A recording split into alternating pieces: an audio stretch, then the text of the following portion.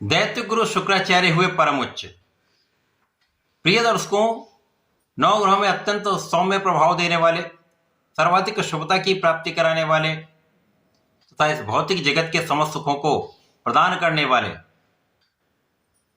दैत्य गुरु शुक्राचार्य राशि परिवर्तन करने जा रहे। 2 मार्च को ये राशि परिवर्तन करेंगे तथा मीन राशि में इनका प्रवेश होने वाला है।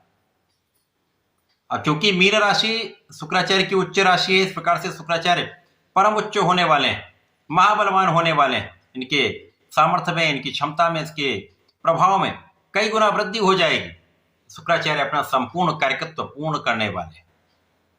प्रिय दर्शकों, 19 वर्षों के पश्चात मीन राशि में शनि के साथ शुक्राचार्य का महायोग प्राप्त हो रहा है।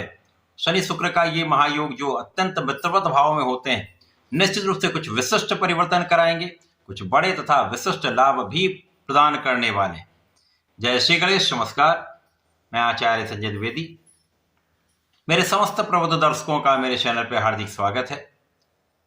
प्रिय दर्शकों, आज मैं सिंह राशि के लिए शुक्राचार्य के इस राशि परिवर्तन का किस प्रकार का परिणाम प्राप्त होने वाला है, सिंह राशि के लिए किस प्रकार के योग बनेंगे, किन भावों से आपको अच्छा लाभ मिलेगा अथवा कहीं पर कोई अवरोध या समस्या तो उसका क्या निराकरण, संपूर्ण विश्लेषण मैं पूर्ण तर्क के साथ करने जा रहा हूं।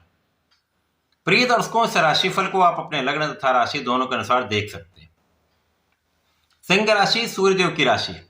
सूर्य और शुक्र का मित्रवत भाव नहीं है, परंतु वर्तमान समय में तात्कालिक मैत्री का भाव बनता है, जिससे समभाव बन रहा है। और इस गोचर काल में 14 मार्च से सूर्य का साथ भी प्राप्त हो जाएगा, जिसके कारण कुछ विशिष्ट संयोजन बनेंगे जो 100% सिंह राशि के लिए कुछ विशेष योग देंगे। अब यदि हम अवलोकन करें तो सिंह राशि के लिए शुक्राचार्य आपके पराक्रमेश तथा कर्मेश है। कर्मेश पराक्रमेश का गोचर आपके अष्टम भाव जो कि तृक भाव है, यहां पर आरंभ होने वाला है। प्रिय दर्शकों, 6ठा 8वां 12वां भाव ये तृक भाव है, निर्बलता का भाव है, क्षय का भाव है। यहां पर जो भी ग्रह आता है उसका क्षय हो जाता है, उसके कार्यकत्व का क्षय हो जाता है। अब शुक्राचार्य जो अत्यंत विशिष्ट ग्रह हैं, ये आपको जो भी देते हैं उसकी मात्रा कई गुना बढ़ती है। बड़ा ऐश्वर्य, बड़ा वैभव, सुख संपदा, भूमि भी देंगे तो बड़ी देंगे, भवन देंगे वो भी बड़ा देंगे, वाहन देंगे वो भी बड़ा देंगे। तो शुक्राचार्य यदि आपकी कुंडली में अच्छे हैं, अच्छी स्थिति में हैं, और यदि इस समय जो आपका अच्छे भाव में ये गोचर चल रहा, तो निश्चित रूप से बड़े सुखों की प्राप्ति होती है। धन ऐश्वर्य तो प्राप्ति ही होता है, स्त्री सुख, संतान सुख भी प्राप्त होता है, कला जगत में बड़ा नाम प्राप्त होता है, बड़े व्यापार की प्राप्ति होती है, नौकरी में अच्छी उन्नति होती है, बड़े धन का लाभ होता है।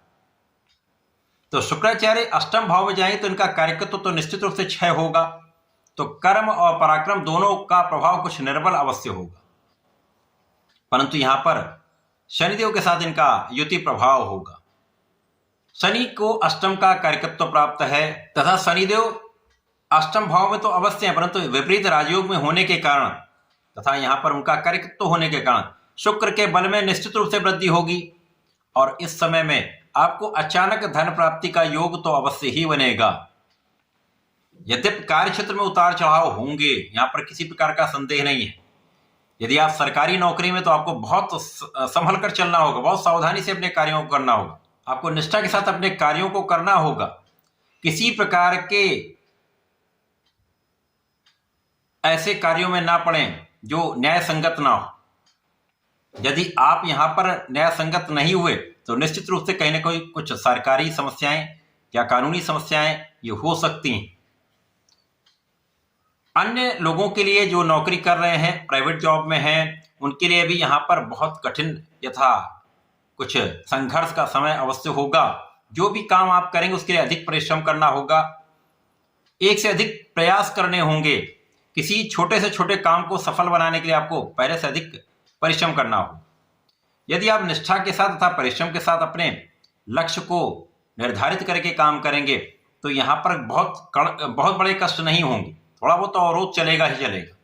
इसी प्रकार से व्यापार में है तो लाभ होते रहेंगे, कहीं धन भी फंस सकता है, कहीं धन का आपको धन की वापसी भी हो सकती है। इस प्रकार से चीजें होंगी तो धन आएगा भी, धन फंसेगा भी, कुछ बड़े अनुबंध भी मिलेंगे और कहीं कुछ हानि की भी संभावना होती है। धन का उतना अच्छा आप इन्वेस्टमेंट भी कभी कभी नहीं कर पाते हैं, उसके कारण समस्या हो सकती है।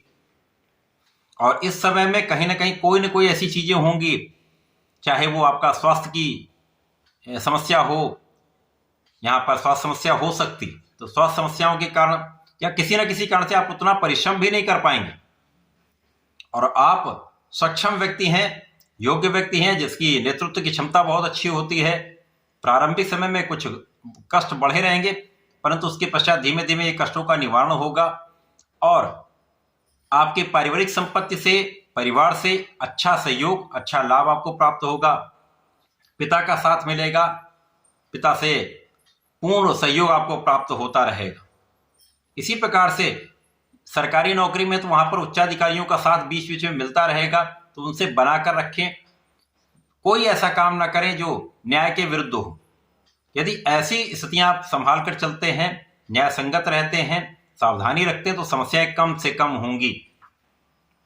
और इस समय में जो लोग नौकरी के लिए प्रयास कर रहे हैं उनको नौकरी मिल सकती है, अच्छी संभावना है। हो सकता है संतुष्टि वाली नौकरी ना मिले, लेकिन यदि आप प्रयास करते रहें तो आपको अच्छा अवसर आगे मिल सकता है।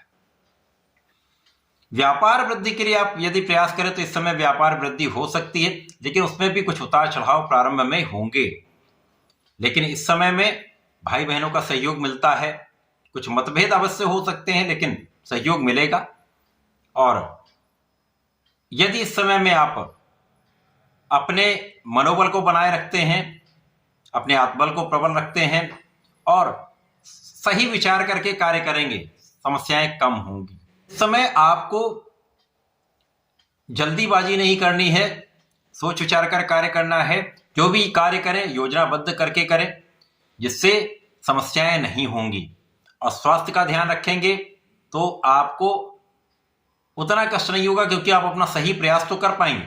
और यदि आप प्रयास करते रहे तो निरंतर प्रयास करने से कहीं ना कहीं मार्ग मिलता है।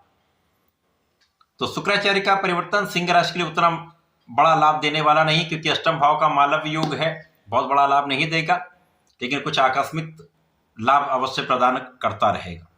इस पूरे समय में आपको भगवान सूर्यदेव को जल देना चाहिए, ओम घृणी सूर्याय नमः का जप करना चाहिए तथा भगवान भोलेनाथ पर जलार्चन करें। प्रत्येक रविवार को भगवान भोलेनाथ पर जलार्चन करके चंदन की सुगंधि का अर्पण करें, चंदन का अर्पण करें।